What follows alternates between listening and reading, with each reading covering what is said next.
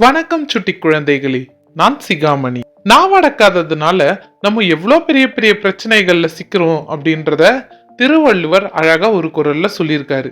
அது சார்ந்த கதையை நம்ம கேட்டு அந்த குரலோட விளக்கத்தையும் தெரிஞ்சுக்க போறோம். எல்லாரும் கதை கேட்கறதுக்கு தயாரா இருக்கீங்களா?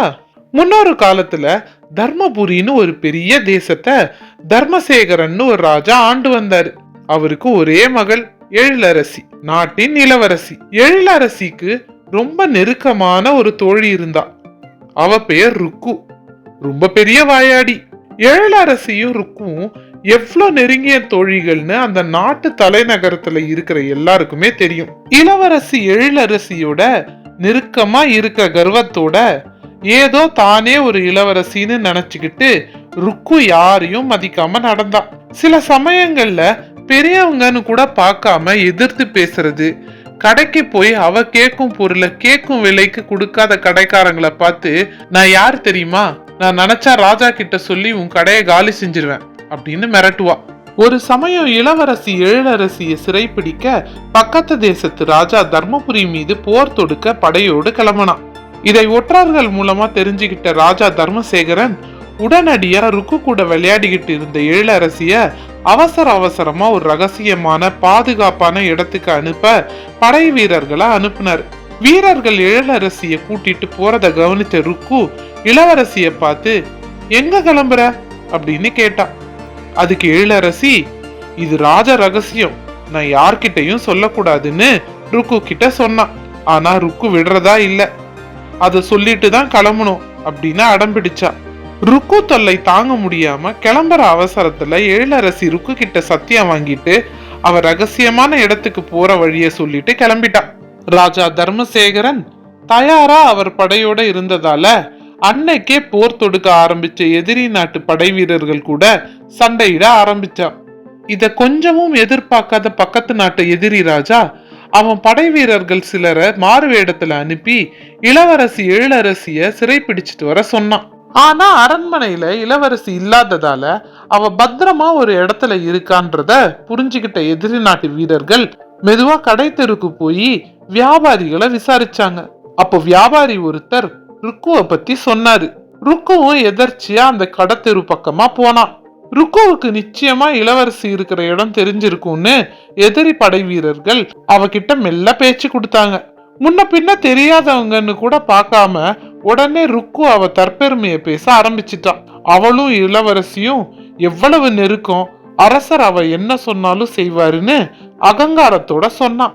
ருக்கு தான் சரியான ஆளு, அவளை இன்னும் கொஞ்சம் சீண்டினா இளவரசி இருக்கிற இடத்த அவ சொல்லிடுவான்னு அந்த வீரர்கள் அவகிட்ட, இப்ப இளவரசி அரண்மனையில இல்லையே, ஏதோ ரகசிய இடத்துல இருக்காங்க, அது யாருக்கும் தெரியாது, என்னதான் நெருக்கமான தோழியா இருந்தாலும் உனக்கும் தெரிய வாய்ப்பில்லைன்னு சொன்னாங்க.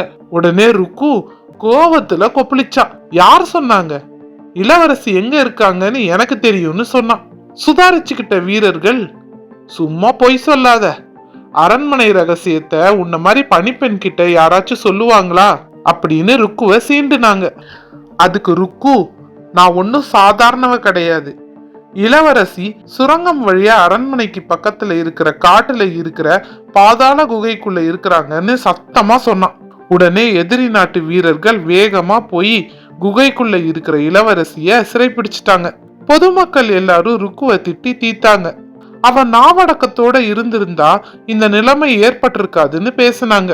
இத தெரிஞ்சுக்கிட்ட தர்மசேகரன் மகளையும் நாட்டையும் எப்படியாச்சும் காப்பாத்தணும்னு கடுமையா போரிட்டு எதிரி நாட்டு அரசனை வீழ்த்தினாரு.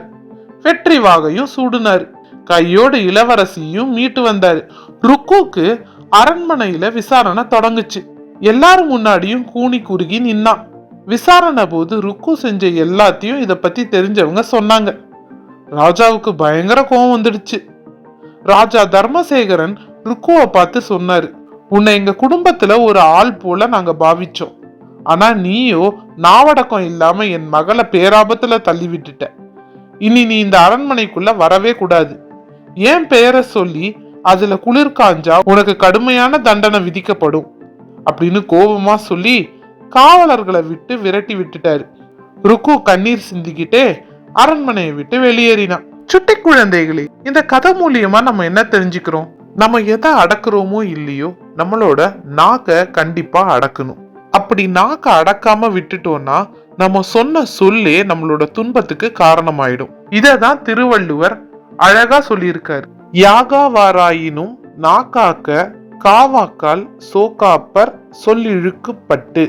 ஒருவர் எதை காத்திட முடியாவிட்டாலும் நாவை அடக்கி காத்திட வேண்டும்.